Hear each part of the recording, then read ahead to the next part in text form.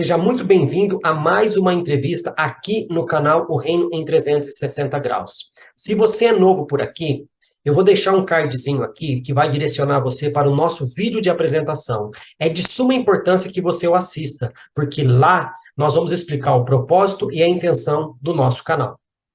Essa entrevista vai ser disponibilizada de forma integral no YouTube e no Spotify. E também será postada de forma separada, para que você tenha mais comodidade e mais flexibilidade para poder estar assistindo o nosso conteúdo. Sem mais delongas, vamos para a nossa entrevista logo após a nossa vinheta. Roda a vinheta.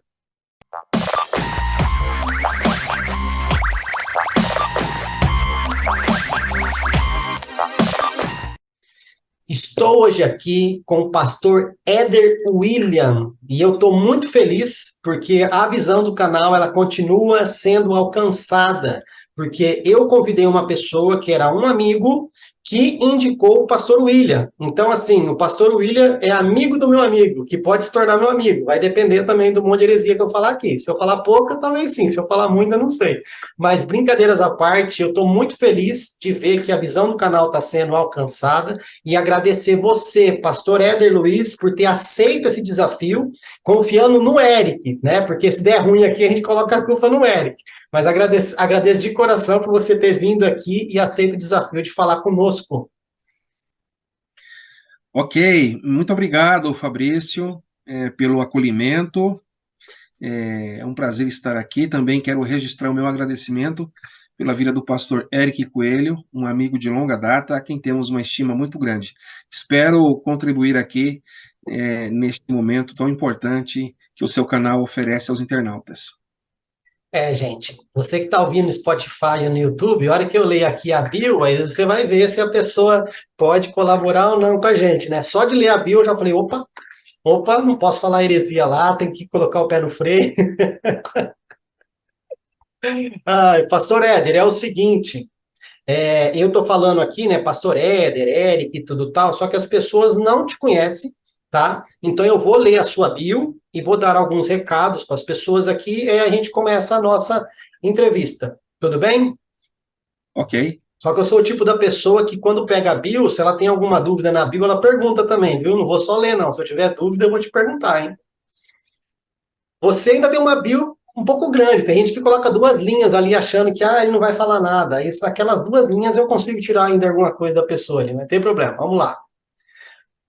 Eu estou falando hoje com o pastor Éder William, possui graduação em administração de empresas pelo Centro Universitário de Santo André, bacharelado em teologia pela Faculdade Evangélica de São Paulo e mestrado em ciências da religião pela Universidade Metodista de São Paulo, UMESP. É doutorando em ciências da religião pela Universidade Metodista de São Paulo. É professor, pastor, podcaster, capelão pela Academia of Ministry and Service em Flórida, Estados Unidos.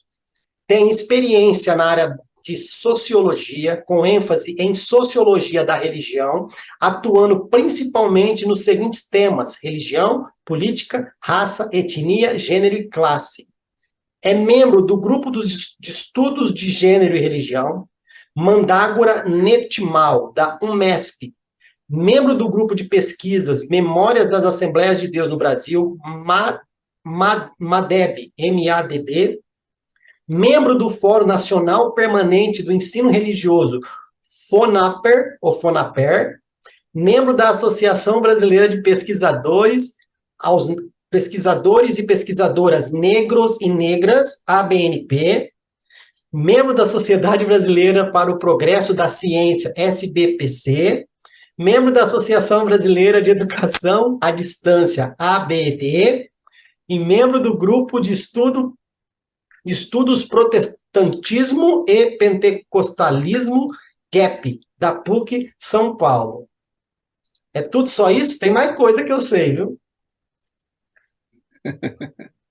Pastor, eu só quero colocar aqui, se o pastor se sentir à vontade, pastor é casado, família, filho, igreja que congrega hoje, porque as suas colocações ali, se eu tiver dúvida aqui, eu vou ficar perguntando das siglas, das instituições, mas tudo que você colocou ali, acho que já dá para a gente entender que a gente vai ter bastante conteúdo aqui. Então, irmão Fabrício, eu sou casado com a missionária Leila Santos há 26 anos, tenho 3 filhos homens, presbítero Lucas Evangelista, e serve a Deus com a sua esposa, minha nora Natália, em Varginha, sul de Minas, na igreja sede da Assembleia de Deus, da mesma cidade, que é uma igreja histórica, que para os assembleanos, que são conhecedores da história, conhecem Bernard Johnson, que foi o fundador desta igreja. Tenho ainda mais 2 filhos solteiros, o diácono Mateus Evangelista e também o caçula, que é o diácono Tiago Evangelista. Atualmente, o meu domicílio eclesiástico é na Igreja Assembleia de Deus, Ministério Missão, na cidade Fazenda Rio Grande, que fica na região metropolitana de Curitiba. Uau! Ô, pastor, eu não vou editar isso aqui, eu vou só pedir para você pegar a tampa do seu notebook e só baixar um pouquinho, porque você está bem para baixo assim. Eu quero ver mais o seu rostinho. Ah, ok. Não vou editar essa parte. Aí, pronto. Melhorou? Melhorou. Aí sim. Ouça, ó, gente, ele tá sem gravata porque tá calor, hein? Não vem falar nada nos comentários aí, não. Pelo amor de Deus. Pastor, eu conheço pessoas em Curitiba, já visitei uma base missionária da Jocum aí em Curitiba, então, uma cidade que eu gosto bastante. E para você que está ouvindo e assistindo, antes de começar a fazer a entrevista aqui com o pastor Éder Luiz, eu quero deixar bem claro, a mesma Éder William. Éder William, olha, eu falei Éder Luiz, olha só, gente, desculpe. A mesma liberdade que eu dei para as pessoas que vieram aqui, eu vou dar a mesma liberdade para o pastor Éder, tá? Ele vai trazer as opiniões dele aqui. Então, se ele falar algo que você não concorda, ou se a sua visão é diferente, não tem necessidade de ir lá nos comentários e, ai, pastor Éder, não estuda, não precisa. Eu prefiro que você venha aqui e dê as suas opiniões, porque essa é a visão do nosso canal. Ouvir várias opiniões relacionadas ao mesmo assunto para a gente chegar num ponto de reflexão, se nós estamos alinhados ou desalinhados relacionados a essas coisas. Eu prefiro assim do que qualquer tipo de discussão desnecessária. Então, a liberdade vai ser dada a ele e deixar mais um recado aqui, pastor Éder. Provavelmente, pessoas virão assistir a entrevista porque vão ver no seu canal, vão ver lá no seu Instagram, e vai chegar aqui, e para a pessoa não ficar perdida, vai ter perguntas que o pastor Éder já recebeu de forma antecipada, que ela contém alguns versículos bíblicos, ok? Porém, eu não vou parar o vídeo, não vou editar, não vou colocar em letras garrafais o versículo aqui, não vai ter voz do Cid Moreira, não vai ter nada, tá? Mas você tem a tecnologia a seu dispor aí no Spotify e no YouTube. Dá uma pause ali, pega a sua Bíblia, que talvez está parada há muito tempo lá na estante. Pega a Bíblia, olha, o pastor vai falar sobre Mateus 24:12. O que está dizendo? O que o contexto está dizendo? Ah, ali, legal, agora eu volto aqui e vejo, ok? Então, assim, pastor, recado dado, a liberdade vai ser dada para você. Se você tiver mais algum adendo para fazer da sua bio, se você quiser falar mais alguma coisa, quiser falar do seu canal também no YouTube, falar essa questão de você ser um podcaster, se quiser falar também, você tem uns minutinhos para fazer a sua propaganda aí. Querido irmão Fabrício, nesse sentido aí, eu quero deixar você à vontade já para tocar o barco, Uhum. mesmo porque na descrição do seu canal no YouTube vai ficar ali os meus contatos para aquelas pessoas que desejarem estar fazendo com a gente algum tipo de feedback, pergunta sobre essa entrevista que você está promovendo no canal. Então, beleza. Então, a gente pode partir para a nossa primeira pergunta? Vamos lá. Então, vamos lá. Pastor Éder William. Primeira pergunta. Quais impactos as divergências teológicas têm gerado no reino de Deus no mundo em nossos dias? E qual é o papel da teologia na vida da Igreja de Cristo? Bem, irmão Fabrício, eu primeiramente quero te agradecer pela iniciativa do canal, o Reino em 366 graus, e também te 360 graus. 360, também pela iniciativa de você trazer essas perguntas tão pontuais e relevantes sobre as questões das divergências teológicas. Eu penso que a pergunta ela é muito importante, as duas perguntas que foram feitas agora. Primeiramente, a pergunta que diz respeito aos impactos. Quais os impactos as divergências teológicas elas têm, assim, gerado no reino de Deus, no mundo, em nossos dias? Bem, sobre divergências teológicas, os impactos são, na sua grande maioria, negativos, sobretudo quando, hoje, na atualidade, nós temos nas redes sociais um contingente de pessoas religiosas, cristãs ou não cristãs, que tem fomentado uma quebra de unidade do reino de Deus por causa das divergências teológicas. Por exemplo, há uma divergência teológica entre calvinistas e arminianos. Se essa divergência teológica ela ficasse dentro da sala de aula de teologia, o impacto ficaria restrito àquele local. Mas quando isso é amplificado para as redes sociais, isso reverbera tensões, discussões que passam da lei do respeito para com o semelhante e tem gerado em muitas situações desconfortos e principalmente a quebra da unidade no reino de Deus. Então, o impacto de divergências teológicas ela é prejudicial quando pessoas não maduras ou aquelas que se acham maduras na fé em Cristo têm exatamente utilizado dessas ferramentas de redes sociais para fazer o fomento das brigas, dos conchavos, dos extremismos, das polarizações, da radicalização teológica, e esse impacto ele é significativamente negativo porque quebra a unidade do reino de Deus. Então, se nós pensássemos em reino de Deus como unidade, e mesmo tendo as divergências teológicas do grupo que pensa A e do grupo que pensa B, nós deixaríamos essas questões das divergências para situações mais pontuais e daríamos mais vazão àquilo que é relevante, que é a unidade do reino de Deus. Então, nesse sentido, os impactos eu vejo como, na sua grande maioria, negativo, exatamente pela reverberação dessas discussões e divergências teológicas que entram até no campo pessoal da ofensa, da desonra e da dignidade ao próximo. Isso é lamentável, é lamentável. E a próxima pergunta, dentro da mesma, é o papel da teologia na vida da Igreja de Cristo. Penso e entendo e concordo que o papel da teologia, Fabrício, é de fundamental importância para uma igreja que se diz de Cristo e que cumpre o ID de Cristo, porque no ID de Cristo, que é a chamada grande comissão, há duas variáveis, o ID e pregai, que está em Marcos, e o ide e ensinai, que está no Evangelho de Mateus.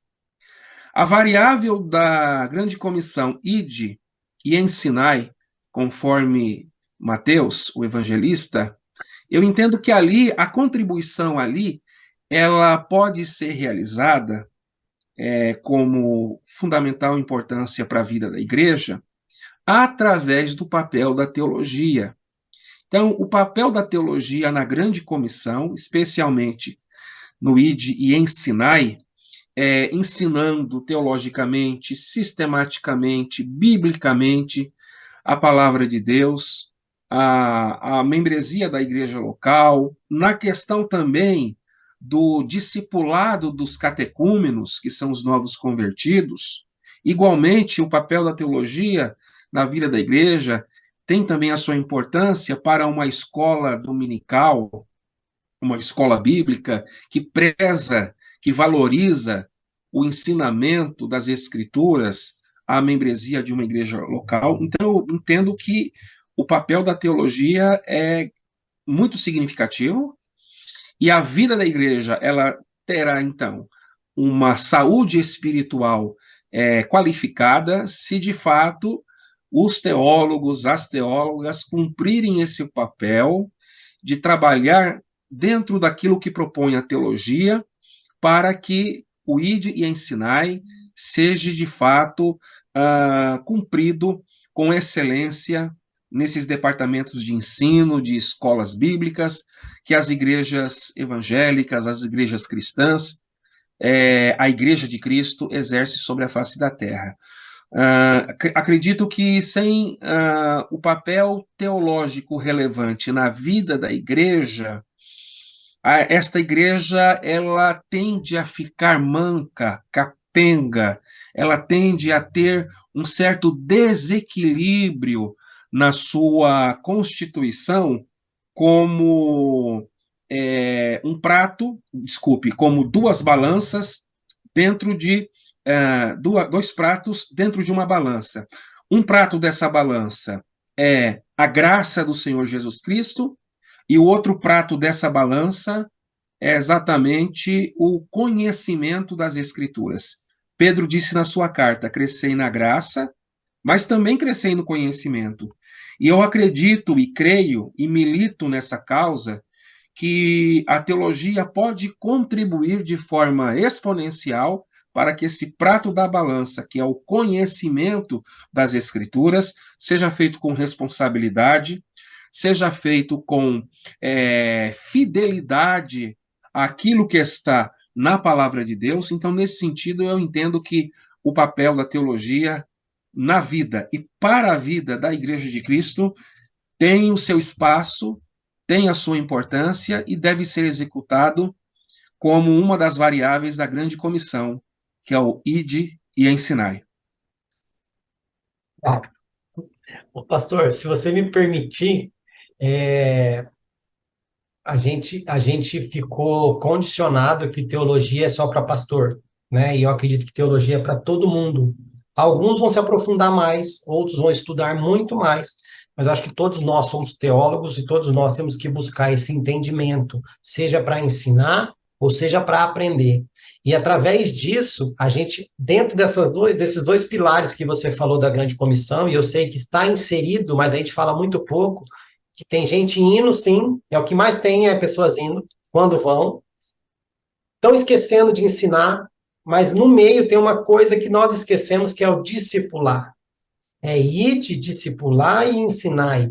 E ninguém está afim de discipular, ninguém está afim de andar com essa pessoa, ninguém está afim de cuidar. Por quê? Porque ela não tem muitas vezes para dar, e se vai ficar andando dois cegos na mesma rua, né? Então, eu entendo essa questão do ensino, vejo a importância da teologia, sim, mas a gente tem que entender que para ir, eu preciso conhecer teologia. E se eu for e ganhar alguém, eu preciso discipular. E discipular essa pessoa nada mais é do que ensinar. E quando ensinar, ensinar a coisa correta, senão a gente cai na divergência. Eu ensino uma coisa, você ensina a outra, pessoa que está recebendo não sabe para onde vai. Eu vou para o lado do Éder, eu vou para o lado do Fabrício. Então a gente tem que trazer também essa convergência para esses ensinos, convergência para essas colocações. Mas isso é o que eu queria comentar aqui. Se tiver tudo bem, a gente vai para a segunda. Não, exatamente durante o ide e ensinai, eu fiz uma colocação que é exatamente o discipulado, que é aquele trabalho feito inicialmente com os catecúmenos, novos convertidos, e depois com outras categorias de discipulados, eles fazem parte do ide e ensinai. O problema é que se a liderança da igreja cristã evangélica não tiver essa amplitude de compreensão sobre a importância do ide e ensinai, o ide e pregai não terá o seu impacto com sucesso para aquilo que foi proposto por Jesus Cristo. Amém. Podemos ir para a segunda? Vamos lá. Porque essa foi só a primeira, hein, gente? Tem mais aqui. Vamos lá. Segunda pergunta. Como as posições doutrinárias acerca do fim afetam a compreensão dos cristãos acerca da missão da igreja? Ok. Obrigado pela pergunta, Fabrício. Sobre a questão acerca do fim, que são os eventos escatológicos, que na teologia a gente estuda a disciplina da escatologia, eu entendo que é uma pergunta importante e o assunto da escatologia eu vejo como o telhado da casa, dentro dos estudos teológicos. A gente começa construindo uma casa pela base, pelo fundamento, pela sapata, pelo alicerce, que são as doutrinas que envolvem especialmente a soteriologia, a doutrina da salvação. Porém, o brasileiro, culturalmente, ele tem uma raiz muito grande ligada à curiosidade, ao misticismo, aos assuntos que estão relacionados ao porvir, ao futuro. Esse brasileiro, essa brasileira, quando ele se torna um evangélico e ele passa pela adesão ao evangelho, ele passa pelo processo do novo nascimento e ele ingressa na igreja local, ele começa a estudar lá, começa a ler dentro das suas limitações, ele começa a ler lá os textos do Apocalipse ou outros textos apocalípticos, sem uma formação teológica, como leigo no assunto. E o que acontece? Então, as dúvidas vão pairando sobre a mente dessa pessoa. Se ele está numa comunidade evangélica que segue uma posição doutrinária, por exemplo, do pós-tribulacionismo, que nega o arrebatamento da igreja, né? Ele congrega nesta igreja local, que o pastor lá tem a formação teológica, que na escatologia que ele aprendeu no seminário é pós-tribulacionista, então ele nega o arrebatamento da igreja. Diz apenas que Jesus virá pessoalmente na parousia. Mas esse mesmo irmão, essa mesma irmã que ouve o culto presencial do seu pastor, ele entra nas redes sociais, no YouTube, e ouve pregadores que pregam escatologicamente na versão pré-tribulacionista que defende o arrebatamento da igreja. Então, cria-se aí um nó dentro dos neurônios e das sinapses desse ser humano, que é cristão, evangélico, mas que ainda não tem o discernimento para separar exatamente quais são as doutrinas essenciais do evangelho e aquelas doutrinas que são mais periféricas, que mesmo sendo periféricas, não identificam que tal movimento é herege ou não. Nesse sentido, a sua pergunta ela foi muito bem feita. Por quê? Porque, assim, se temos uma categoria de cristãos evangélicos que defendem o posicionamento da vinda de Jesus apenas na parousia, isto é, que Cristo não voltará em duas fases, na segunda vinda, ou seja, não haverá o arrebatamento da igreja, então esse posicionamento, ele nega a iminência da vinda de Jesus.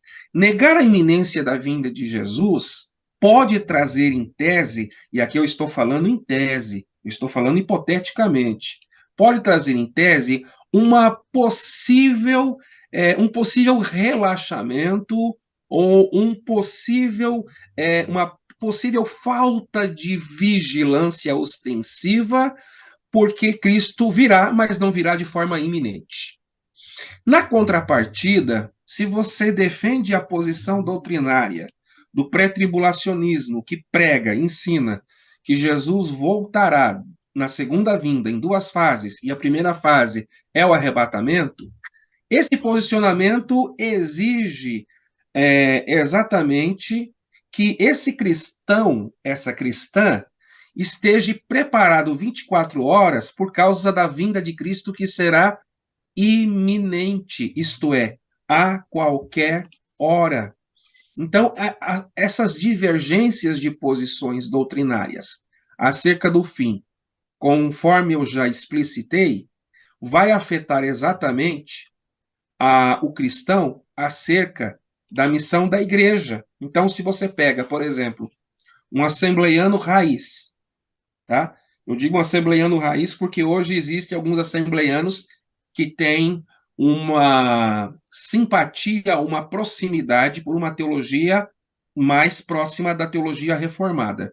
Então, se você pega um assembleiano raiz que acredita no posicionamento pré-tribulacionista, isto é, que Cristo voltará para arrebatar a sua igreja, e isto tem como pressuposto a iminência da vinda de Cristo, a contribuição dessa doutrina para esse cristão acerca da missão da igreja é que, de fato, ele vai trabalhar com mais empenho, com mais dedicação, que ele vai trabalhar com aquele pensamento na mente: eu preciso evangelizar, eu preciso levar o evangelho, eu preciso pregar o reino de Deus. E alguém pergunta, mas o porquê?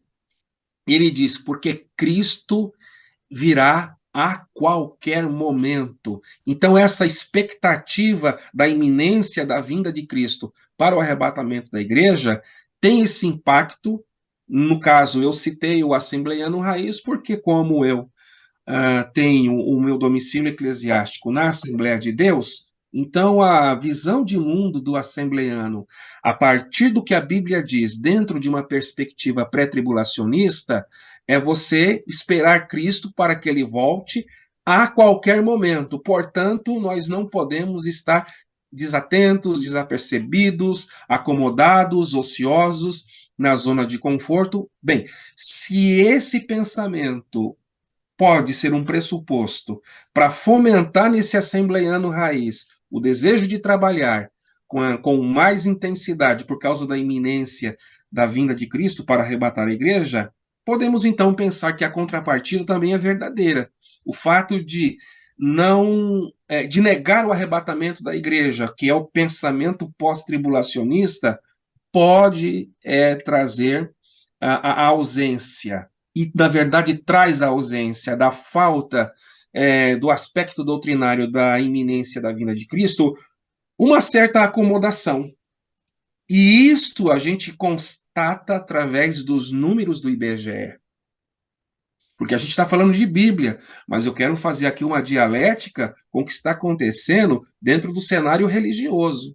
Quando você pega o censo de 2010, e agora estamos aguardando os dados do próximo censo atualizado, você vê que as igrejas de missão, que são as igrejas evangélicas reformadas que chegaram aqui no século XIX, elas não têm quantitativamente o mesmo número de membresia das igrejas pentecostais, que seguem mais a linha do pré-tribulacionismo, na sua grande maioria, tá? Na sua grande maioria, porque as igrejas protestantes, desculpe, as igrejas pentecostais, as igrejas da linha pentecostal, exatamente por causa das pregações escatológicas do fim dos tempos, que Jesus breve virá, que o arrebatamento está às portas, isso então gera a criação de departamentos de evangelização e de missões. Não que os nossos irmãos reformadores não tenham esses departamentos. Eles têm, mas a gente vê que o resultado numérico mais significativo, isso é corroborado com os dados do IBGE, é exatamente o número crescente da membresia local das igrejas pentecostais, que são mais familiarizadas e têm uma resposta mais grande, mais rápida, com a adesão de pessoas que vêm congregar nessa igreja pentecostal. Então, por detrás da pregação evangelística de uma igreja pentecostal, está também atrelado a doutrina do fim dos tempos. E é isso que vem como mola propulsora, jogar ânimo para essa membresia pentecostal, trabalhar na evangelização e ter aí os resultados de adesão de almas, que isso daí a gente pode comprovar no IBGE. Quem quiser dar um Google aí, põe no IBGE e veja as igrejas evangélicas por denominação, e você verá que as pentecostais, elas estão numericamente com uma representatividade bem maior do que as igrejas tradicionais, nesse sentido. Uau. Quando me perguntam a respeito disso, eu costumo dizer: esteja preparado, porque se você não estiver preparado, se acontecer arrebatamento, você fica.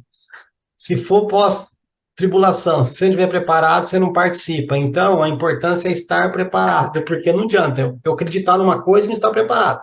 Acreditar em outra e não estar preparado. Eu costumo brincar aqui, pastor, que eu quero estar preparado para a guerra. Vamos para a guerra. Mas aconteceu um acordo de paz aí, ele falou assim: não, vamos, pode ir embora. Você não vai precisar lutar, não. Não precisa lutar. Não precisa lutar. Nada de guerra para você.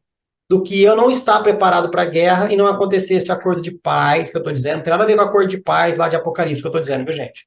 Eu estou dizendo estar preparado para uma tribulação, caso aconteça, e não aconteceu. O que eu perdi em estar preparado para a guerra? Nada.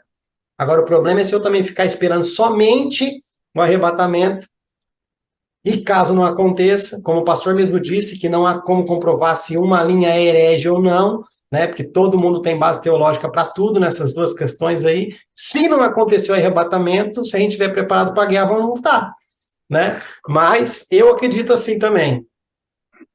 Está preparado, queridão? Então, benção na sua visão teológica aí e bora. Mas o pastor falou algo muito importante: é apenas o telhado da casa. Só que vamos deixar claro que também não é tão importante, porque não adianta também ter uma casa com parede, com fundamento, com tudo aquilo, e não ter o telhado para nos proteger também.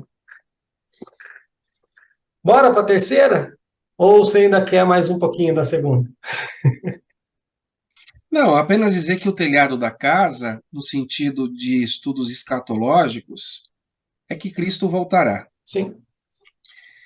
Que a casa não pode ficar descoberta, como o senhor, como o irmão muito bem disse, não pode ficar descoberta essa casa, mas a questão é que o novo convertido, o neófito, o catecúmeno, aquele que está dando os primeiros passos, na ânsia de conhecer a Bíblia de uma vez, ele já quer começar pelo telhado. É. E estudar teologicamente é estudar peças de um quebra-cabeça. E a última peça do quebra-cabeça, É o telhado. geralmente, na maioria das vezes, é o bendito do telhado da escatologia. Sim. E aí que Né? entra o discipulado que eu disse agora há pouco, pastor. Que se a Exato. pessoa tem alguém que acompanha, vai ser orientado. Queridão, segura a onda aí. Vamos vir aqui para o evangelho primeiro. Vamos para o fundamento, vamos para as paredes, vamos para a laje, vamos para o madeiramento. Agora vamos lá, vamos falar do dragão de sete cabeças. Porque, e outra coisa, você falou em Apocalipse hoje, a única coisa que a pessoa sabe falar é o dragão vermelho de sete cabeças. Só, mais nada. Né? Só fala de anticristo, sendo que é o livro da vitória de Cristo contra o anticristo. Então, assim, muita coisa precisa ser revista. Porém, é o que o pastor falou, é importantíssimo, mas tem os extremos. Tem quem dá só importância para o Apocalipse e quem tem gente que não dá importância nenhuma. Só que a casa tem todas as peças. É o fundamento, a parede, a laje e o telhado. Só que cada um no seu tempo. Bora para a terceira? Vamos lá. Vamos lá. Terceira pergunta. De acordo com Mateus 24:12, o esfriamento do amor é resultado da multiplicação do pecado. Com base neste fato, devemos aguardar o avivamento ou a apostasia? Ok, obrigado pela pergunta, Fabrício. Pergunta também importante. O texto de Mateus 24:14, conforme foi citado na pergunta, de fato corrobora que o amor está frio, porque o pecado está se multiplicando. Não há dúvida quanto a isso. Então, o texto fala sobre. É 24:12, na verdade, não é 24:14, é 24:12. 24:12. 24:12. É, então, fala sobre uma multiplicação da iniquidade. Então, se o pecado, que é a iniquidade, está se multiplicando, a tendência daqui para frente é que o amor também continue esfriando. Mas, aí vem a pergunta, né? O que a gente tem que aguardar? Eu diria que Vou dizer aqui, vou ficar bem assim, tranquilo, vou falar bem devagar, Fique em para paz, todo, sinta-se em para todo casa. mundo, para todo mundo entender.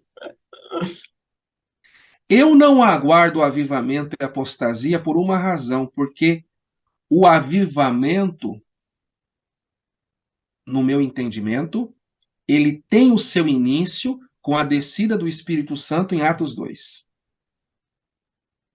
E eu entendo que a apostasia, ela também já tem a sua manifestação desde a época da igreja primitiva. É claro que Paulo, nas suas epístolas, fala sobre que nos últimos dias muitos se apostatarão da fé.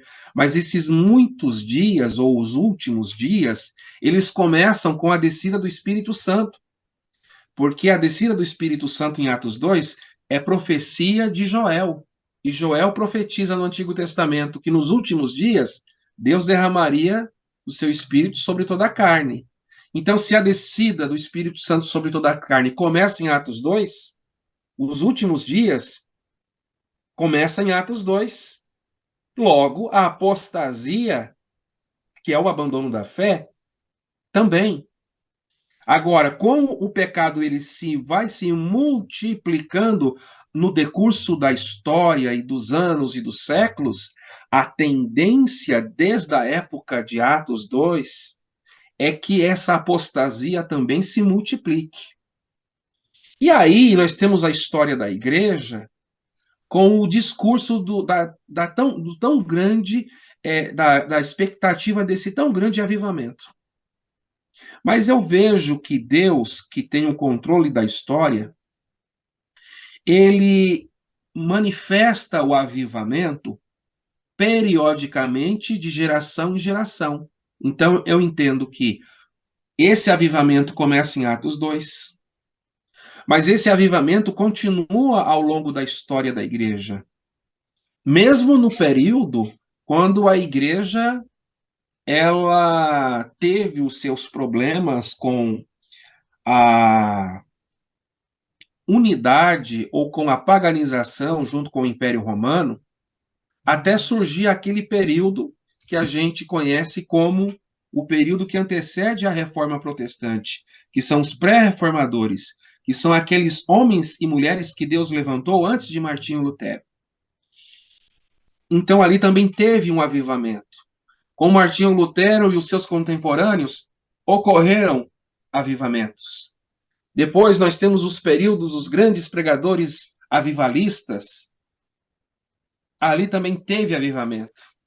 No século XX, com John Stott, com o próprio Billy Graham, entre outros que eu poderia estar citando, ocorreram avivamentos. Então, assim, é que hoje há um discurso nas igrejas sobre a expectativa de um avivamento que virá. Eu parto do pressuposto que a gente precisa estar vivendo o avivamento agora, o hoje e o presente. E quero dizer que quando Deus colocou no seu coração, Fabrício, para que você construísse um canal do Reino 360 e abrisse portas para que pessoas qualificadas estivessem aqui falando do reino de Deus, ali começou um avivamento no seu coração, Fabrício. E esse avivamento ele é explicitado através deste canal que foi formado e dessas publicações que chegam hoje, mesmo você estando aí no interior de São Paulo, esse canal chega em todos os quadrantes do planeta. Então, o que está acontecendo nesse seu canal é uma manifestação do avivamento. Então, eu não tenho aqui a pretensão de fazer uma pregação triunfalista, que um grande avivamento virá. Pode ser que sim, pode ser que não.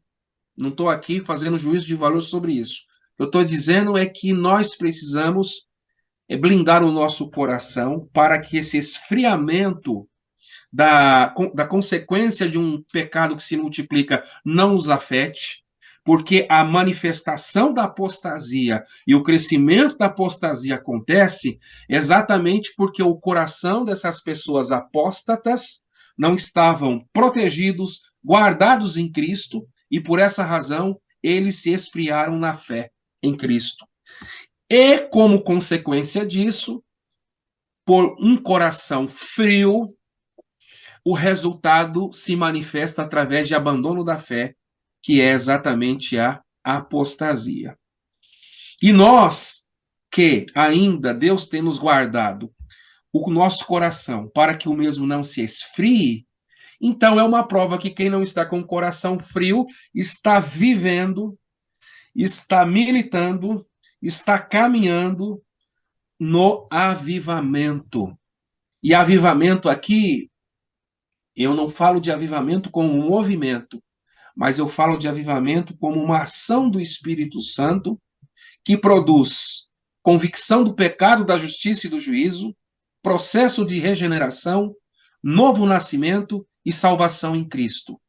Uma árvore frutífera que produz as virtudes do fruto do Espírito: caridade, gozo, paz, bondade e longanimidade, fé, mansidão e temperança. Então, se um cristão e uma cristã produz essas virtudes, eu tenho uma prova cabal que ali tem sobre a face da terra uma pessoa que está com o seu coração aquecido, ou seja, não esfriou. Essa pessoa não está na apostasia, mas vive debaixo do avivamento do Espírito Santo, sem fazer oba-oba, sem pular, sem gritar, sem fazer nenhuma manifestação histérica, mas é uma pessoa que tem responsabilidade cristã, por conseguinte, tem responsabilidade social, tem responsabilidade familiar, tem responsabilidade com Deus, consigo mesmo e com o próximo. Tal cristão, tá cristão, eu posso considerar que é uma pessoa que está debaixo do avivamento e que Deus aguarde, né, para que ela permaneça com esse seu coração blindado. E essa blindagem do coração aí, a gente poderia falar também como que blinda o coração, para esse coração não ficar frio, né? Porque a gente passa por muitas decepções dentro do contexto religioso, não é? Enfim, eu poderia citar apenas uma coisinha das muitas. Não dá para olhar para ninguém. Tem que olhar para Jesus, o autor e o consumador da fé. Porque até aquela pessoa que a gente olha como referência, se a gente conhecer as particularidades dessa pessoa dentro de quatro paredes, a gente pode se decepcionar. Porque o ser humano é falho. Então, nossos olhos devem estar focados em Cristo, para que esse avivamento, essa chama, permaneça acesa em nossos corações, para que esse nosso coração jamais se esfrie e jamais venhamos abandonar a fé, abraçando a apostasia. Muito bom. E eu costumo dizer que as pessoas querem o avivamento lá de Atos 2, mas não querem permanecer em Jerusalém, né? É por isso que ficam falando que vai vir um avivamento, vai vir, ou seja, tem que partir de lá para cá, mas a minha parte de esperar em Jerusalém eu não quero. E você finalizou falando a respeito de uma das coisas que pode, né, esfriar o coração da pessoa, que seria as decepções e tal, tal, tal. Você falou que devemos olhar para Cristo e tal, tal. Ok. Volto para a questão do discipulado, que também uma pessoa que é discipulada, ela vai ter menos tendência a esse esfriamento, porque vai ter alguém ali auxiliando, alguém suportando e tudo mais. Entendo quando o pastor fala que devemos olhar apenas para Jesus, porque se olhar para o homem, a gente vai se decepcionar. Porém, a gente precisa também reverter a maneira como a gente entende o olhar para o homem, né? Porque a gente já vai com uma expectativa de que a pessoa não erra, e se ela erra, a gente se coloca num papel de juiz, achando que a pessoa é menor que a gente, porque ela errou e a gente não. Só que não é isso que a Bíblia ensina, né? Então, tem muita coisa, pastor, que a gente precisa voltar para a mesa, discutir e colocar nos trilhos, porque é uma coisinha pequena que vai puxando para outra, que vai puxando para outra, que vai puxando para outra. É igual as perguntas aqui, ó. Uma vai puxando para outra. Você vai ver aí que uma está desencadeando na outra. É uma divergência teológica, é falta de uma teologia pura, cai na heresia, cai no esfriamento, e vai indo, vai indo, vai indo, e daqui a pouco a gente chega na última pergunta que vai desencadear tudo isso daí. Bora para a quarta? Vamos lá. Quarta pergunta. Qual sua visão sobre a teologia do domínio? A igreja deve ser soberana sobre todas as áreas de influência no mundo? Qual a relação desta afirmação comparada aos textos de Mateus 16, 18, 20 Efésios 3:10 e Efésios 6:12. Ok. Essa pergunta tem que tomar muito cuidado para responder ela, Fabrício. Muito, muito cuidado. Por quê? Porque a pergunta ela não pode ser estanque, porque a sociedade e a cultura de um determinado povo local, vamos falar da nossa pátria tupiniquim aqui, o Brasil. Teologia do domínio. Bem, o que vem a ser isso? Então, eu vou responder aqui com base nos textos da pergunta. Então, vamos entender aqui, porque em cima são 3 perguntas dentro de uma, né? A teologia do domínio, depois, se a igreja deve ser soberana em todas as áreas de influência no mundo, e a terceira pergunta, a relação da afirmação, né, desta afirmação com os textos. Então, vamos partir dos textos para a gente debulhar o milho aqui nas respostas das perguntas. Vamos lá. O texto que eu vou estar lendo é Mateus 16, 18 a 20. Pois também eu te digo que tu és Pedro, e sobre esta pedra edificarei a minha igreja, e as portas do inferno não prevalecerão contra ela. E eu te darei as chaves do reino dos céus, e tudo que ligares na terra será ligado nos céus, e tudo que ligares na terra será desligado no céu. Então mandou que os seus discípulos que a ninguém dissessem que ele era o Cristo. Então, o texto de Mateus, das muitas coisas que eu li, diz que as portas do inferno não prevalecerão contra a igreja. Segundo o texto, Efésios 3:20. 3:10. Que diz assim, desculpe, 3:10. Obrigado, 3:10. Eu Para lembrei porque eu amo esse versículo, é por isso.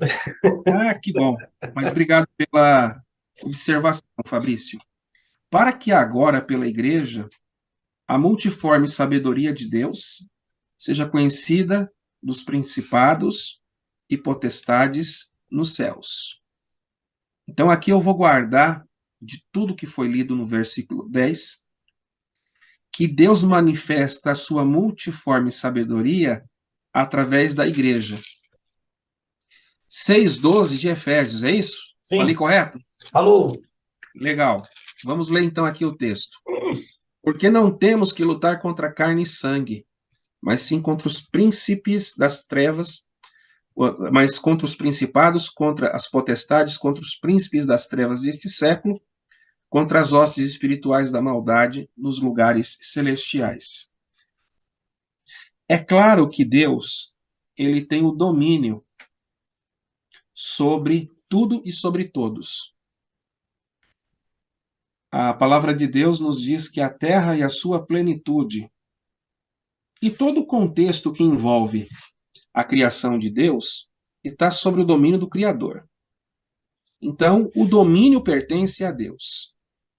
Tudo bem. Esse é um ponto de uma verdade absoluta. Deus tem o domínio. Mas a segunda pergunta é: a igreja deve ser soberana em todas as esferas, áreas de influência no mundo? Por que essa pergunta é uma pergunta que faz a gente pensar? Porque a soberania em todas as esferas de influência no mundo pertence àquele que tem o domínio sobre o mundo. E quem tem o domínio sobre o mundo? A igreja ou Deus? Então eu penso que a soberania, a palavra soberana, né? A igreja deve ser soberana. Eu entendo que a palavra soberania, dentro de um contexto teológico, eu vou fazer o recorte aqui para soberania no sentido da visão teológica.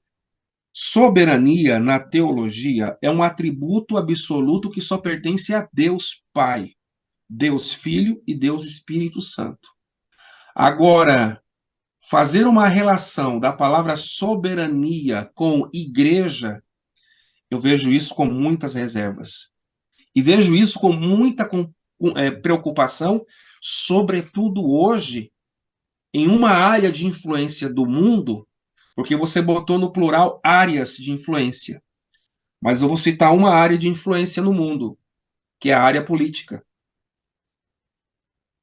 Então, se eu defendo o pressuposto que a igreja deve ser soberana em todas as áreas de influência no mundo, se eu defendo esse pressuposto, então eu defendo que a igreja deve exercer área de influência até no contexto da política formal partidária, porque é de lá que saem as legislaturas, é de lá que saem as decisões do executivo na esfera municipal, estadual e nacional, que rege o cidadão, do município, do estado ou da União.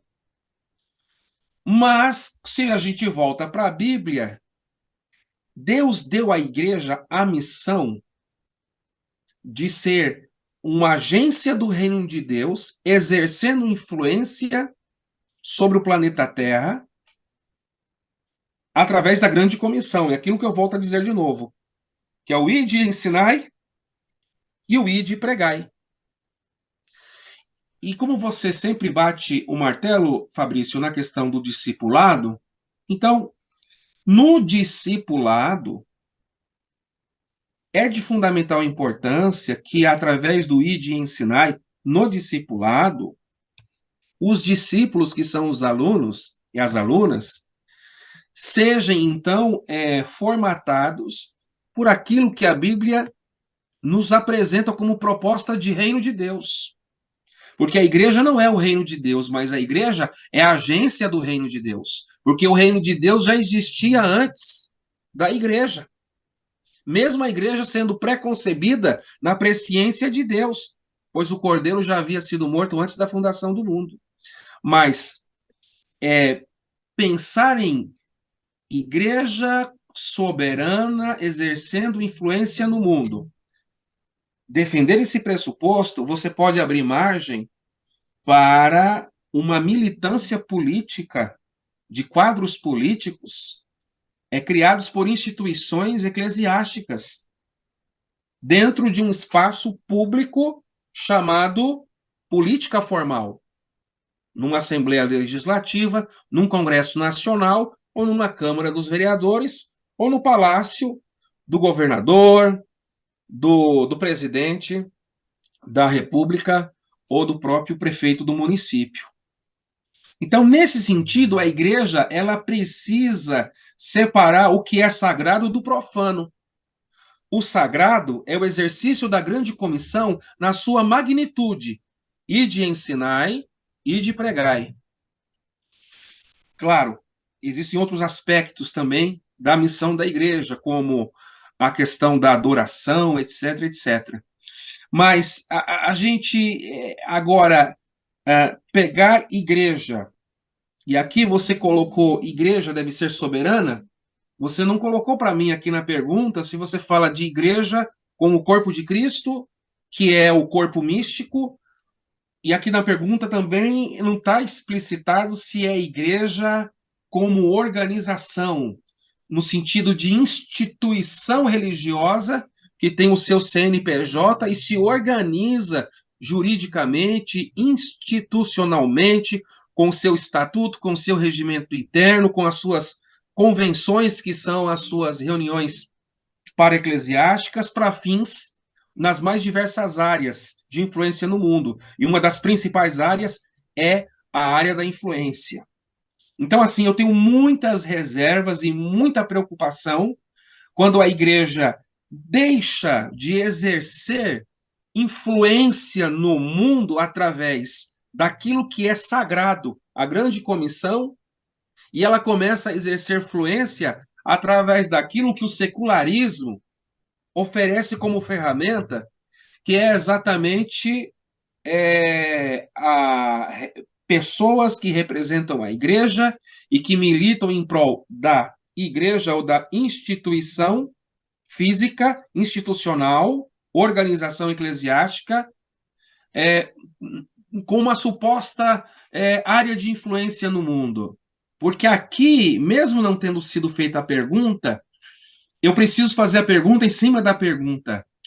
Qual a motivação da igreja a exercer influência no mundo? Porque se a motivação é cumprir a grande comissão, o ide pregai e o ide ensinai, é uma coisa. Agora, se essa igreja, e aí a gente precisa definir que igreja que é essa? É a igreja o corpo de Cristo ou é a igreja a instituição como personalidade jurídica? Qual é, então, essa igreja, ou a motivação dessa igreja para exercer influência dentro de uma esfera, você botou áreas, mas eu estou fazendo um recorte numa área que eu vejo que é um verdadeiro campo minado, que é a área da participação da igreja na área política. Não que eu estou defendendo aqui a tese que o crente tem que ser um alienado.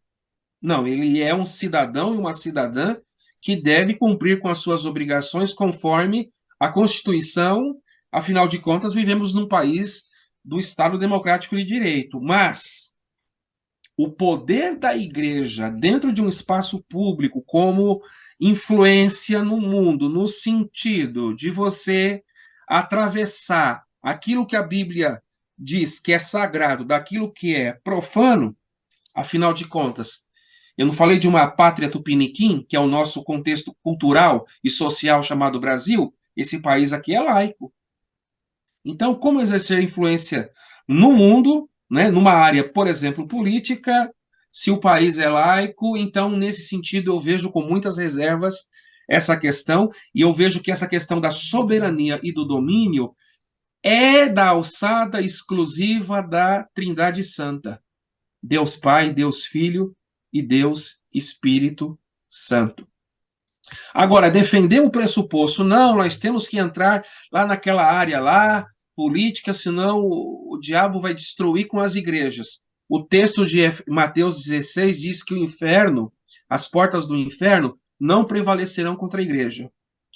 Porque a cadeira dos presidentes, governadores, prefeitos, deputados, vereadores, são cadeiras transitórias, mas o trono daquele que tem o domínio sobre toda a criação é eterno. Então, nesse sentido, eu compreendo que o domínio pertence exclusivamente à pessoa de Deus. Eu até gostaria, mas não vou fazer muitos adendos aqui, respeitando o seu tempo, mas a igreja ela deveria dominar uma coisa que ela perdeu, que é o seu testemunho.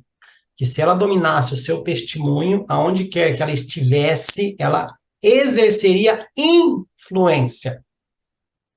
Mas como ela perdeu o testemunho e perdeu a influência, ela está querendo forçar a barra para exercer domínio. E aí eu falo instituição, porque a igreja de Cristo, que é a igreja de Cristo, entende que o cabeça não é ela. Então ela vai segundo o cabeça. E o cabeça não mostra isso nos textos. Ele fala que a igreja domina em outros aspectos, né? É para dominar sobre situações, não sobre pessoas. Então, o que eu queria deixar muito rapidinho é que se a igreja dominasse o seu bom testemunho, já seria uma boa coisa, né? Bora para a quinta? Vamos lá. Quinta pergunta. Escatologicamente dizendo, novos céus e nova terra são literais ou metafóricos? Nós iremos para o céu ou o reino dos céus virá até nós? Eu, como bom assembleiano, sou defensor do posicionamento teológico do pré-tribulacionismo. Portanto, nós pregamos, ensinamos e acreditamos biblicamente que os novos céus e a nova terra são literais. Vou responder bem assim, no hashtag pronto falei.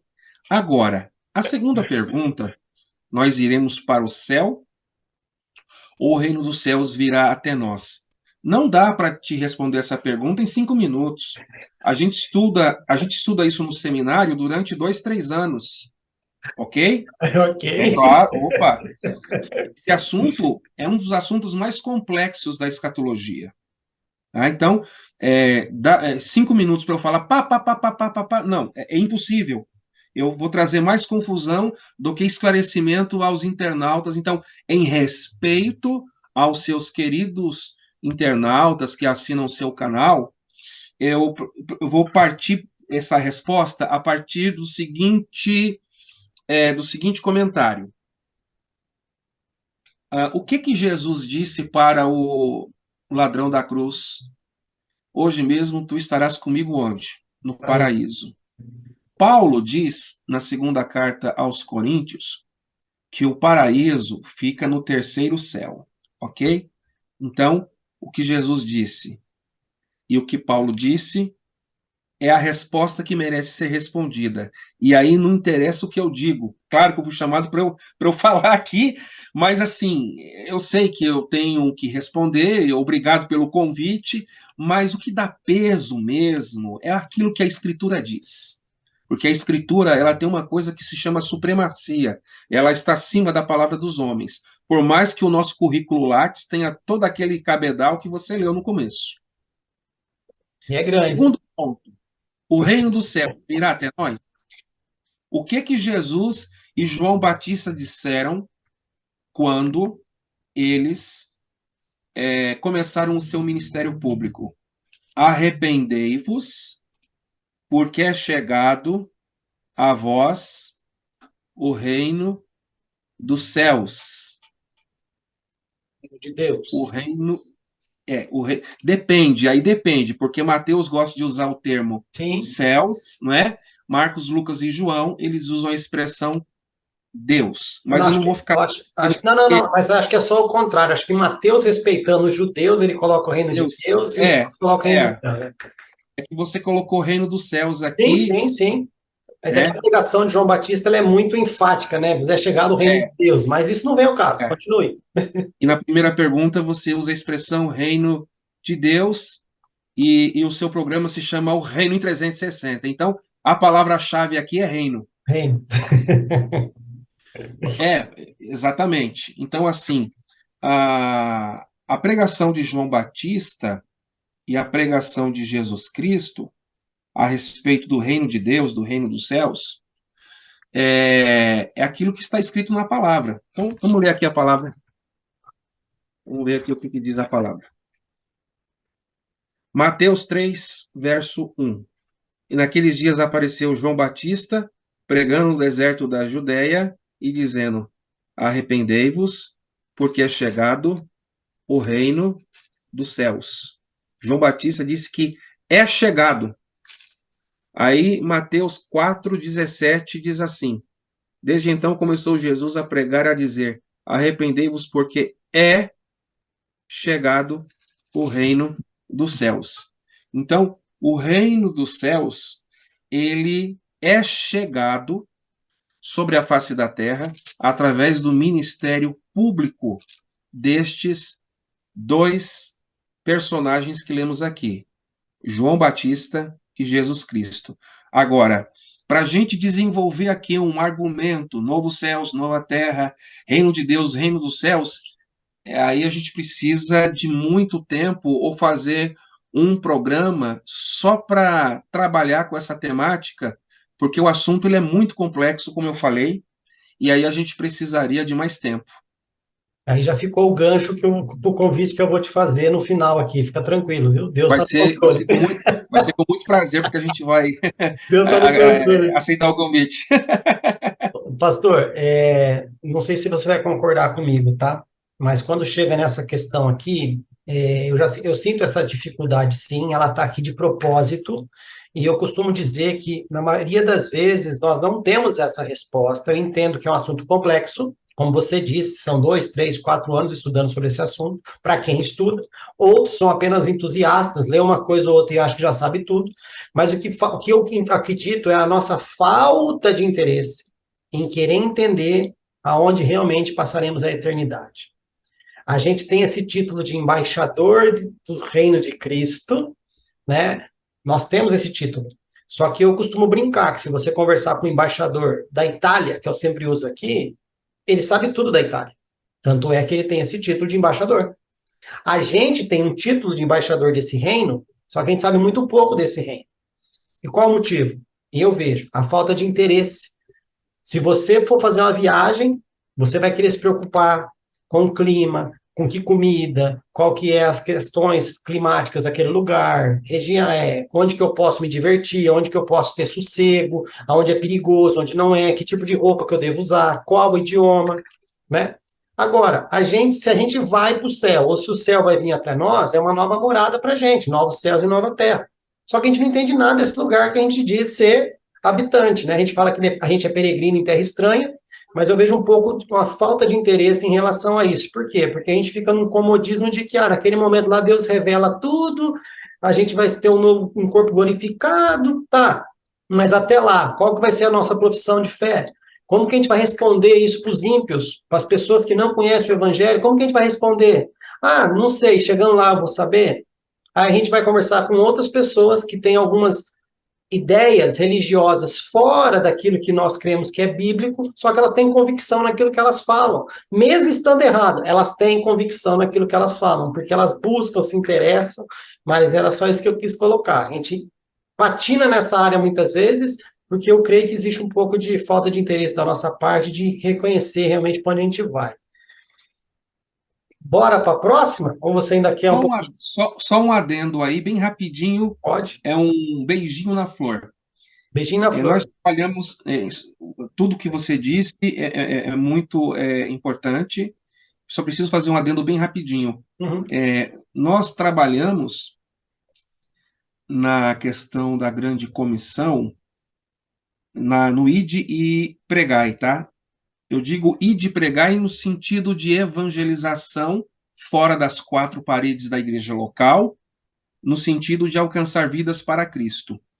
O discurso que nós, assim, utilizamos nessa evangelização é a mensagem sempre da salvação, da soteriologia, da salvação, e quando somos questionados e abordados, porque o pessoal quer saber e eles querem perguntar para a gente na Eu vou para evangelização. onde depois? Aonde a gente vai? Então a nossa resposta é assim: nós vamos para o céu. Mas como assim? E se como assim a gente não prolonga, porque já é o assunto do ide e ensinai, Sim. do ensinamento que será dado no discipulado para a pessoa ser encaminhada, assim como foi o Apolo. A Bíblia diz que Áquila e Priscila falaram um pouquinho para ele do que ele precisava naquele momento, e depois teve um discipulado onde eles encaminharam o Apolo acerca de outros assuntos que são mais complexos, mais densos. Mas eu agradeço também a sua colocação, Fabrício. A gente precisa realmente ter essa convicção para onde nós iremos. Então, nós, quando trabalhamos com a questão da evangelização, a gente sempre foca o assunto da salvação em Cristo. Esta é a mensagem protagonista. E quando somos questionados para onde iremos, a resposta é bem curta e objetiva. Vamos para o céu. Aí, quando a pessoa fica frustrada, não, mas me explica um pouco mais. Aí a gente vai encaminhar a pessoa para um discipulado, para um estudo bíblico, porque aí já vai entrar no assunto do telhado da casa. Podemos ficar nessa inércia de não ter interesse? Podemos, mas precisamos parar de querer usar o título de embaixador. Só isso. É só mudar um pouco a visão. Porque se você é um embaixador, você tem que saber do reino que você é embaixador. Isso é fato, pastor. Não tem como fugir. A gente não tem dado as respostas de um embaixador para as pessoas. Concordo. Mas então tira esse título. Porque se for para ter o título, vamos ter direito. Mas vamos lá, sexta pergunta. Pastor, lembra que eu falei que as perguntas vão desencadeando, uma puxa para isso, puxa para outra? Eu acredito que essa pergunta ela está nessa posição aqui, mas eu acredito que tudo que a gente está discutindo, tudo que está acontecendo, seja por causa dessa pergunta aqui. Vamos lá, sexta pergunta. Com base em Gênesis 6:3, 1 Tessalonicenses 5:19, 1 Timóteo 4:1, qual o impacto de não crer na ação do Espírito Santo nos últimos dias? Então vamos ler o texto. Gênesis. Então disse o Senhor: não contenderá o meu espírito para sempre com o homem, porque ele também é carne, porém os seus dias serão 120 anos. O outro texto é Tessalonicenses Isso, 5:19. 5:19. Não extingais o espírito. E o 1 último Timóteo texto é 1 Timóteo, correto? 1, isso. Ok. mas o Espírito expressamente diz que nos últimos tempos apostatarão alguns da fé, dando ouvidos a espíritos enganadores e a doutrinas de demônios. Todos os três textos são textos muito significativos, mas eu vou dar destaque mais para o texto de Timóteo, primeira carta, porque ali tem uma categoria de demônio que carrega a Bíblia debaixo do braço. E ainda está em cima do púlpito, muitas vezes. Exatamente. Porque os grandes hereges, eles saíram de onde? Do nosso meio, do meio cristão evangélico. Ok? Então, eu vejo que o grande impacto de não crer na ação do Espírito Santo nos últimos dias é exatamente o crescimento avassalador da apostasia. Desculpe que eu vou falar o óbvio, mas eu vou precisar falar o óbvio, da apostasia dentro do nosso cenário cristão evangélico. Porque negar a ação do Espírito Santo, que é esse movimento que existe existe um movimento dentro das igrejas evangélicas que negam a ação do Espírito Santo na atualidade. E da fonte que ensina que o Espírito Santo ele não tem mais a ação na contemporaneidade, abre uma grande brecha, Fabrício, para a manifestação da apostasia. E isso é muito preocupante, porque a gente vê aí pregadores renomados, pregadores famosos, que têm um certo reconhecimento midiático por estarem aí com um grande número de seguidores nas redes sociais, com as suas agendas cheias, com indumentária de evangélico, Bíblia debaixo do braço, como você disse, nos púlpitos, e negando a ação do Espírito Santo nos nossos dias contemporâneos. Então, o cessacionismo, que é esse movimento teológico que nega a ação do Espírito Santo na atualidade, dizendo que o Espírito Santo só se manifestou até a época da igreja primitiva, é de fato uma preocupação alarmante em nosso meio, porque muitos dos nossos irmãos e das nossas irmãs que têm uma compreensão bíblica limitada ouvem e assistem às preleções e os discursos religiosos desses pregadores e dessas pregadoras que são cessacionistas, que negam a ação do Espírito Santo nos últimos dias. O que acontece?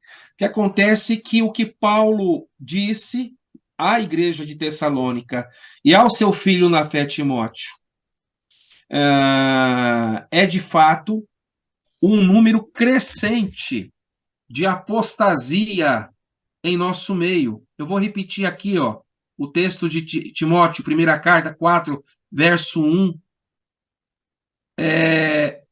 O Espírito expressamente diz que nos últimos tempos apostatarão alguns da fé. Então eu vou te falar uma outra coisa aqui, Fabrício. É possível apostatar da fé mesmo sendo cristão evangélico religioso. Sim. Mesmo com a indumentária da gravatinha, do terno, que é aquele estereótipo da pessoa, ali vai um crente, ali vai um... Você já falou, né, da gravata do assembleiano que faltou, né? Ali vai um assembleiano. Então é possível, porque o próprio Paulo diz que o diabo se disfarça em anjo de luz. É possível que alguém em nosso meio evangélico use do espaço sagrado da tribuna e já esteja apostatado da fé e a prova, como é que a gente vai saber se de fato essa pessoa ela é um embaixador da apostasia, mesmo sendo religioso. É negar a ação do Espírito Santo na atualidade. Então, o grande impacto de não crer na ação do Espírito Santo nos nossos dias é essa pessoa que nega essa ação, ela ser não apenas a pessoa que se apostatou da fé, mas se essa pessoa ainda é um preletor da palavra, um orador, alguém que tem convites e usa do espaço sagrado para o exercício até mesmo de um pastorado, mas tal pessoa nega a ação do Espírito Santo, essa pessoa também contribui para que a apostasia ela se alastre com aquelas pessoas que se tornarão seus seguidores. Então, os impactos são dos mais negativos quando negamos, quando não acreditamos, quando rechaçamos a ação do Espírito Santo na atualidade. Pastor, e o que eu acho engraçado é que eu ouço essas pregações às vezes, mas ao mesmo tempo ela está cheia de indiretas que nós precisamos viver como a igreja de Atos. Espera um pouquinho. Se lá com o Espírito Santo a igreja ainda se perdeu, como que eu posso fazer as mesmas coisas que a igreja de Atos fez se o Espírito Santo não está mais? E outra coisa, em O cima que que eu disso eu ganho? posso até. Em cima disso eu posso dizer o seguinte: quem prega assim é hipócrita, o discurso é calcado na hipocrisia, e segundo ponto, esse movimento cessacionista que nega a atualidade dos dons espirituais, eles dizem que a manifestação ficou só para Atos, né? Depois de Atos, quer dizer, então, se depois de Atos não tem mais manifestação do Espírito Santo, por que que a gente encontra a ação do Espírito Santo nas epístolas? Por que encontramos a ação do Espírito Santo na carta aos Hebreus? Por que encontramos a ação do Espírito Santo no Apocalipse? O Espírito e a igreja dizem vem. O que é isso, meus queridos? E os É muita avivamentos? hipocrisia, viu? Os avivamentos que aconteceram foi por quem? Agora tem uma coisa, pastor. Eu começo tirando a defesa para depois atacar, né? Eu, Fabrício, acredito na manifestação espiritual, acredito nos dons espirituais e acredito na ação do Espírito Santo, são coisas diferentes. Porém, tem uma coisa dentro da manifestação e dos dons que a igreja talvez esqueceu, que chama discernimento espiritual. Então, se eu tiro o Espírito Santo e falo para essa pessoa que essa ação não existe, esse dom não existe mais nada disso hoje, eu posso pregar bonito, Bíblia, pregar a Bíblia, mas prega um monte de besteira, e não existe um discernimento espiritual, não existe uma defesa. Então, eu costumo dizer que o Espírito Santo na igreja hoje ele é como se fosse uma alfândega. Chega na alfândega, bateu no Espírito Santo, opa, pode passar, que isso aqui é puro. Não, fica para fora que não vai dar certo, não. Mas se eu tiro o Espírito Santo, já vi pastores pregando que não pode falar sobre pecado, porque isso afasta um membro. Mas pera um pouquinho. Quem convence o homem do pecado, da justiça e do juízo é o Espírito Santo. O seu papel é pregar e denunciar o pecado. Quem vai convencer é ele. Agora, se você tem medo, é porque ele não está aí. Né? Mas, sem o Espírito Santo, a gente cai no engano e constatação, não vou nem falar que é julgamento, viu, pastor? Como você falou, Fabrício, não é nem Bíblia, isso aqui é IBGE, tá? Eu vou falar a mesma coisa, isso aqui não é nem Bíblia, é constatação. Olha como estão nossas igrejas, instituições, olha como estão nossas pregações, olha como é que está o nosso testemunho, olha que está aquilo que a gente está apresentando para o mundo, né? Então, vai dar certo? Não, vai estourar uma hora. A gente já mostrou para Jesus que o método dele não funciona, que não tem que fazer discípulo porcaria nenhuma. Mostramos para Jesus que os 5 ministérios não precisam existir na igreja. Tá dando certo? Não. Estamos falando que o Espírito Santo não precisa, a igreja não precisa mais do Espírito Santo. Vai dar certo? Não. Uma hora vai estourar, pastor. Não adianta. Uma hora a bomba estoura. Vai, beleza. 7ª pergunta? Vamos lá. A gente comentou sobre isso um pouquinho na terceira, mas quando foi colocada essa pergunta aqui, eu acredito que a pergunta ela quer saber mais sobre as características daquilo que foi falado na terceira pergunta, tá? 7ª pergunta. Como será a apostasia? Qual comparação podemos fazer com a igreja primitiva? Apostasia é a negação que Cristo Jesus é Senhor e Salvador, o único e suficiente Senhor e Salvador. A negação da doutrina cristológica é a manifestação explícita da apostasia. Também negar a ação do Espírito Santo na atualidade é também uma outra característica importante sobre a apostasia. No que diz respeito à Bíblia, negar os absolutos da Bíblia e abraçar os pressupostos da relatividade deste mundo pós-moderno é também uma outra manifestação da apostasia. Então, grosso modo, algumas características que eu estou citando, destacando aqui a questão da pessoa de Cristo, da pessoa do Espírito Santo e da suficiência e supremacia das Escrituras. Em relação à Igreja de Cristo, como corpo de Cristo, a gente pode fazer uma pergunta em cima desta pergunta para a gente fechar aqui o assunto. Como identificar se um movimento religioso é apóstata ou se tal movimento religioso é igreja? Porque assim, quando surge um movimento religioso, a gente não pode, de início, já fazer julgamento de valor que tal movimento religioso é herético ou é igreja. A não ser que esse movimento religioso seja explicitamente descarado quanto às questões doutrinárias da Bíblia. Mas, se é um movimento religioso um pouco mais reservado, discreto, a gente tem que dar tempo ao tempo para saber se tal movimento religioso é seita ou se tal movimento religioso é igreja. Então, o que identifica um movimento religioso como seita?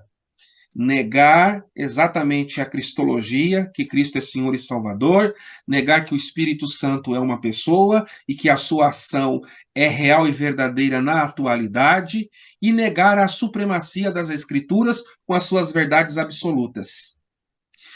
Agora, o movimento religioso que nega esses pontos que eu citei, tal movimento religioso, indubitavelmente, pode ser, então, comparado como um movimento apóstata, um movimento herético. Agora, qual comparação podemos fazer com a igreja primitiva? Bem, eu vou ler um texto aqui. Leia. Que é um texto do apóstolo Paulo a Timóteo. Porque Demas me desamparou, amando o presente século, e foi para Tessalônica.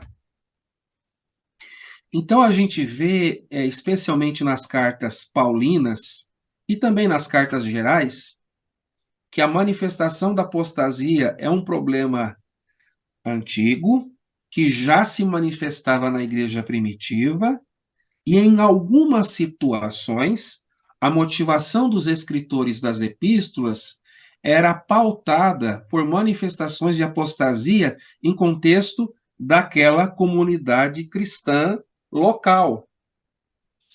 Aqui no caso, o pano de fundo histórico, Timóteo era pastor em Éfeso, e Paulo manda para ele uma carta e fala de um obreiro, um companheiro de ministério, que trabalhou por algum tempo com Paulo, mas por alguma razão, o Demas abraçou a apostasia. Então, Paulo aqui ele não entra nas escrituras em detalhes particulares sobre por que Demas amou o presente século, isto é, porque ele abraçou a apostasia. Podia chamar Demasnio. Ok? Mas o texto aqui, o que eu quero tirar de lição para o texto é que os problemas da igreja primitiva com a apostasia, e Paulo teve muito deles, João, na sua Epístola Universal, também ele teve problemas ali de apostasia, e o caso do Demas, ele foi embora para Tessalônica. Então, a apostasia saiu ali de perto de Paulo e foi para Tessalônica, mas Paulo tinha ali uma comunidade cristã na qual ele enviou 2 cartas aos Tessalonicenses. Mas se você pega o exemplo da apostasia na epístola do apóstolo São João, ele fala de Diótrefes, que praticava atos de apostasia e continuava no pastorado da igreja. Olha que coisa absurda. Mas não Alguém acontece que mais hoje. abandonou a... Oi? Mas hoje não acontece mais, não precisa se preocupar. Foi só lá. O senhor está sendo irônico. Olha só. João diz assim na 3ª epístola, verso 9: eu tenho escrito à igreja, mas, o problema é o mas Diótrefes, que procura ter entre eles o primado, o cabra queria a presidência da igreja, não nos recebe. E aí o texto vai falando dos atos de apostasia que é possível alguém praticar mesmo tendo um cargo dentro de uma instituição religiosa. Então eu vejo isso com assim, um alerta da igreja primitiva que os problemas de apostasia e que Paulo não ficou imune, João, com todo o amor que o João tinha, que só chamava os crentes de filhinhos, ele tinha lá um apóstata que não estava lá dentro da igreja local, realizando atos de apostasia.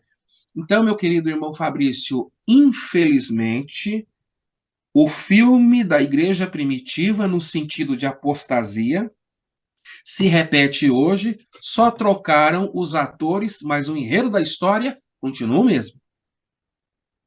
Mas lá tinha o Espírito Santo para dar o discernimento. Agora aqui os caras falam que ele não existe, os caras vão deitar e nadar de braçada. Mas como eu não creio nisso, eu creio no discernimento e vou continuar combatendo isso aí, em nome de Jesus. Bora, pode...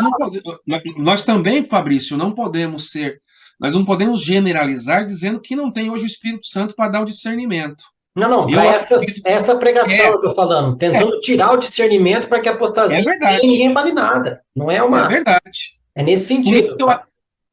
Por isso que eu acredito que o seu canal tem um serviço de grande importância no reino, Fabrício, porque eu posso até, se você me permitir, dizer que esse canal do reino é para trazer o discernimento, é para abrir os olhos. Esse canal do reino que Deus lhe deu é para exatamente ajudar estas pessoas que estão conectadas nessa entrevista, para que os olhos abram e o Espírito Santo dê o discernimento para que nós venhamos errar menos em relação àquilo que já aconteceu no passado e nós possamos buscar esse discernimento para que essa apostasia, pelo menos eu faço a minha parte, o Sim. Fabrício faz a sua parte, não é? E se cada um fizer a sua parte, nós podemos, então, pelo menos estar com a nossa missão cumprida do ponto de vista individual. Mas se todos individualmente buscarem em Deus o discernimento, certamente o coletivo, que é a igreja, vai ser beneficiada, porque essa turma da apostasia não vai ter espaço em nosso contexto. A intenção é colocar na mesa o que crê no sensacionismo e o que crê na operação do Espírito Santo e conversar. Vamos chegar num consenso, queridões? Vamos parar de luta, vamos parar de briga, vamos parar de guerra? Porque vocês continuam pregando a palavra de Deus, só que vocês estão deixando algo de lado ou a gente está pregando algo a mais? Vamos entrar no consenso, vamos sentar, vamos ter essa discussão, mas isso é um trabalho de formiguinha. Bora lá, oitava pergunta. A última que o senhorito estudou, tá? Depois nós temos a pergunta surpresa ali. Vamos lá, oitava pergunta. Na sua visão, qual é o papel central da igreja nos últimos dias? Dentro da sua justificativa, você acredita que a igreja tem preparado seus membros para o grande encontro final com Cristo? Ok. O grande papel central da igreja nos últimos dias é o mesmo papel da igreja nos primeiros dias. Ou seja, eu tenho uma visão de mundo a partir daquilo que eu entendo da Bíblia, que o papel central da igreja não mudou. Agora, se fulano mudou esse papel, isso é uma outra coisa. Mas, respondendo aqui a pergunta, grosso modo, o papel central da igreja nos últimos dias é o mesmo papel central dos primeiros dias. E qual é o papel central? já foi dito aqui no início, a grande comissão que Jesus deixou para a igreja, que envolve a variável do ide e ensinai, com destaque para o ensino, com a questão do discipulado, de toda a questão da teologia, como já foi explicitado, e o ide e pregai. É claro que dentro desse papel do ide, nós temos também aquele papel que a gente exerce dentro do contexto de uma igreja local, que é aquela comunhão fraterna, das relações interpessoais, que envolve a comunhão entre a irmandade.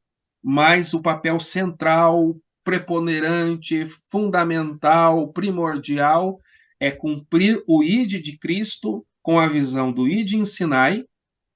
E assim, eu não coloco o ide ensinai e o ide pregai um mais importante que o outro.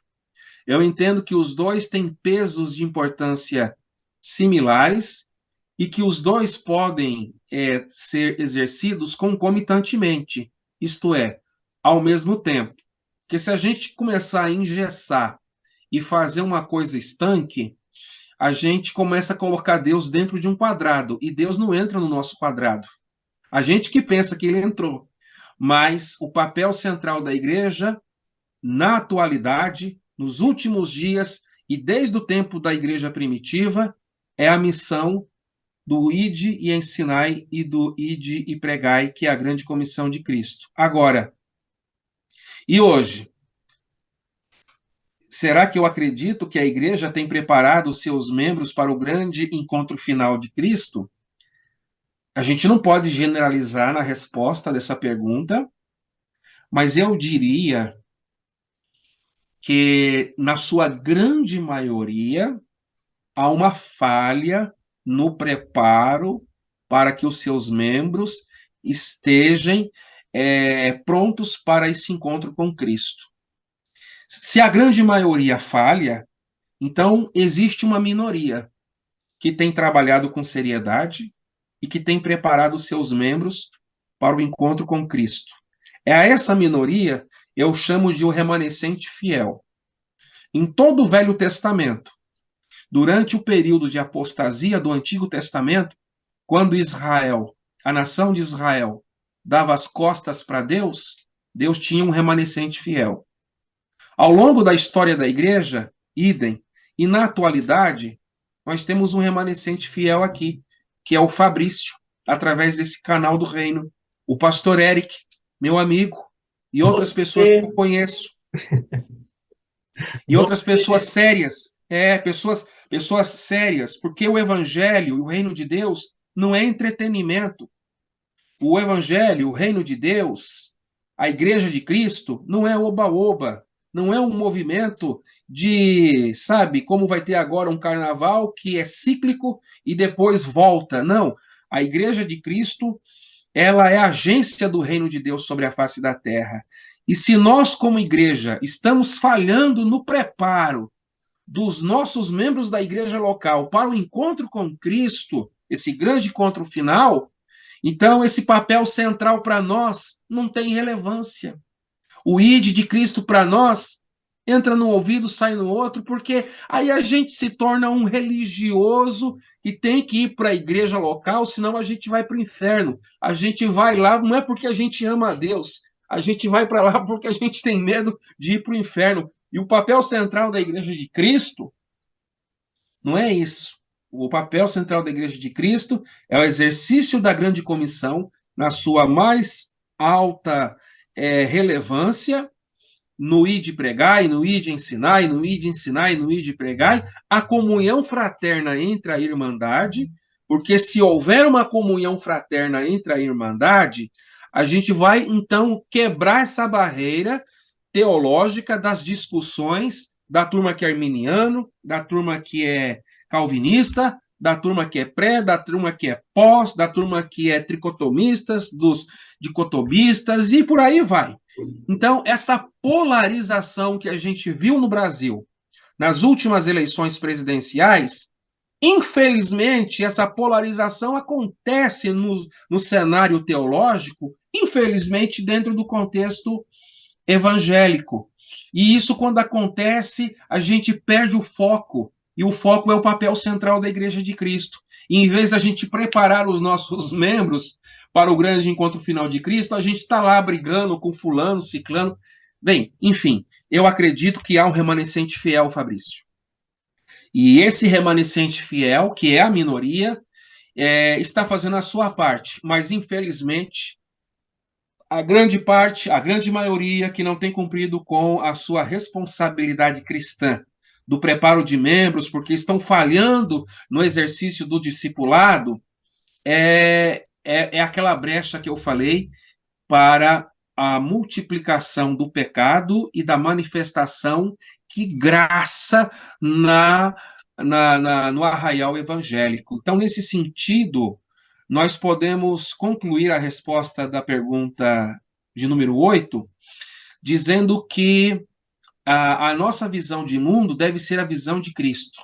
E a visão de Cristo é olhar para as terras que já não estão brancas para a ceifa, então rogai ao Senhor da seara para que envie ceifeiros, os ceifeiros da última hora. Quem são os ceifeiros da última hora?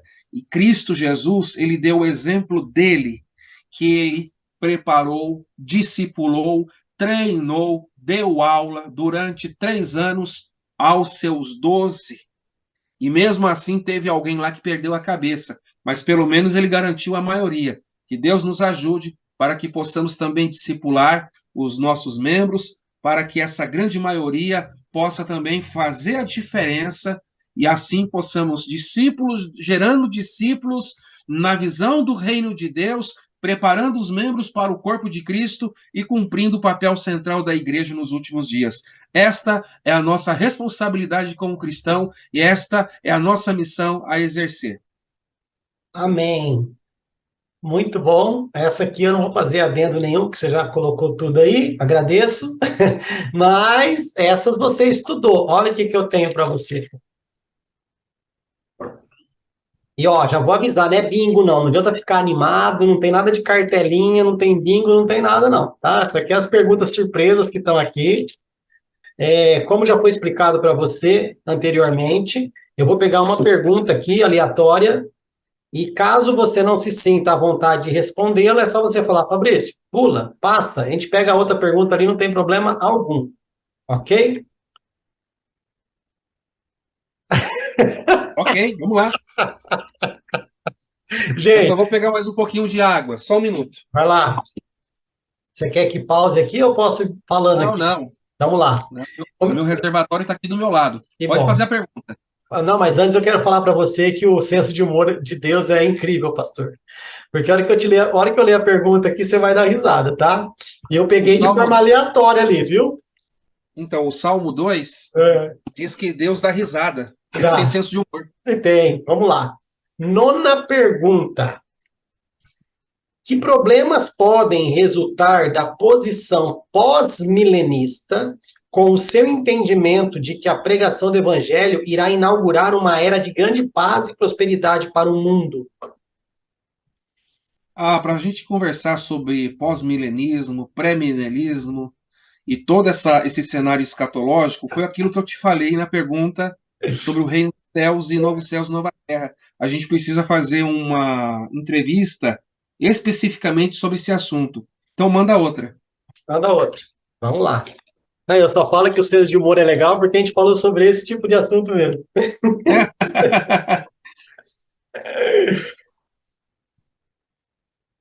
Vamos lá. Novamente, vamos tentar de novo. 9ª pergunta. Cristianismo, judaísmo e islamismo. Qual é a verdadeira religião dos descendentes de Abraão? Repete, por gentileza, a pergunta. Repito-lhe. Cristianismo, judaísmo e islamismo. Qual é a verdadeira religião dos descendentes de Abraão? Ok. Obrigado pela pergunta. Responde ou passa? Não, vamos lá. Qual a verdadeira religião de quem? Dos descendentes de Abraão. Tá. Você precisaria completar na pergunta quem são os descendentes de Abraão. Porque Isaac você tem e Ismael. Ismael, ok? Você tem Ismael, você tem Isaac, e você tem Paulo explicitando que nós somos filhos espirituais de Abraão. Sim.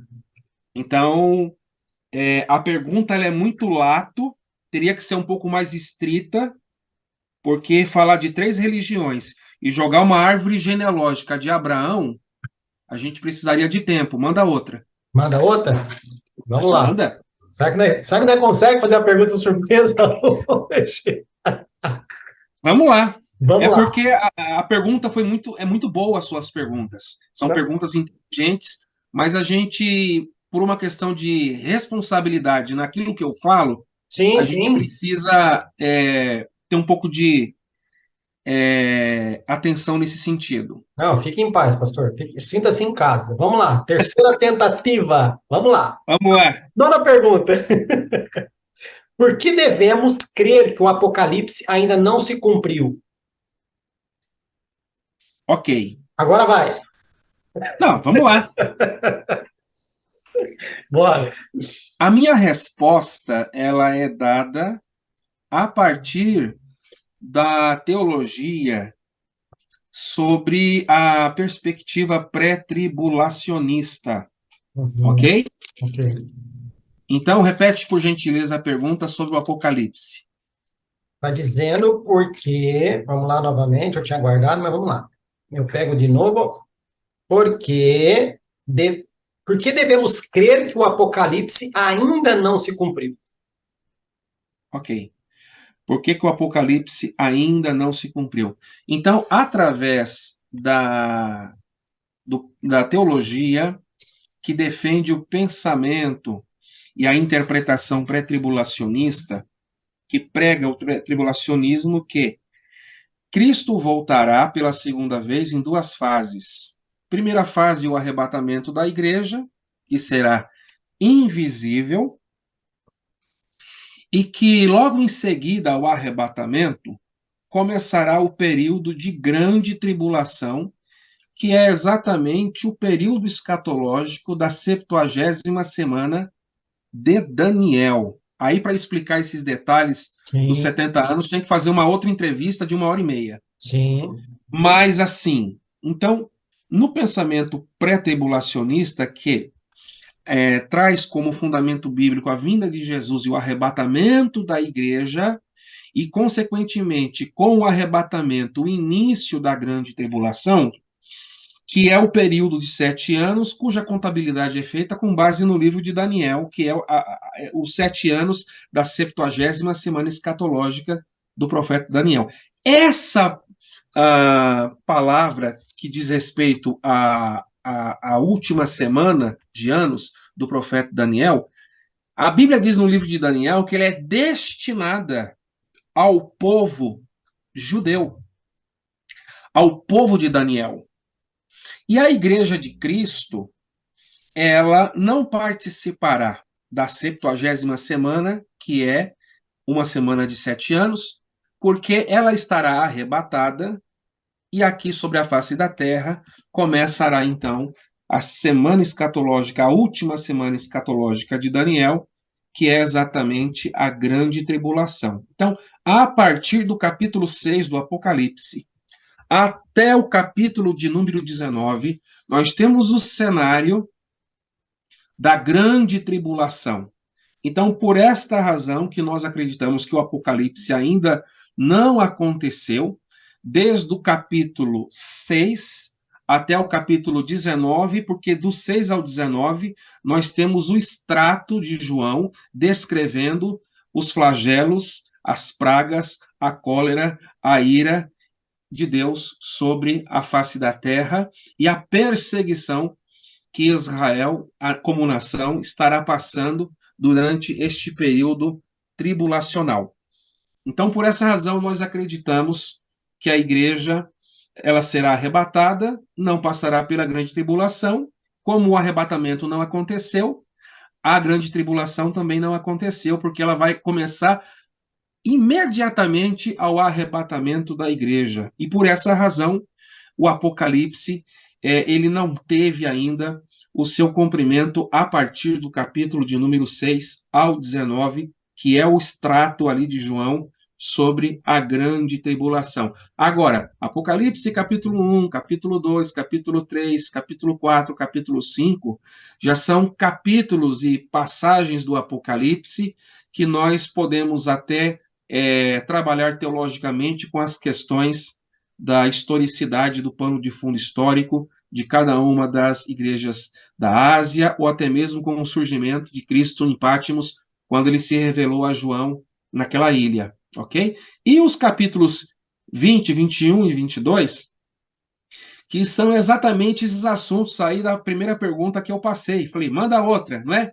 Reino dos céus, a questão do novo céu, a nova terra, a questão que o senhor me perguntou, que você me perguntou sobre a visão pós-milenista. Então, já é um assunto para a gente discutir num outro cenário. Mas o Apocalipse, ele ainda não teve o seu cumprimento, porque ainda falta Jesus voltar para arrebatar a sua igreja e, consequentemente, ter início a grande tribulação.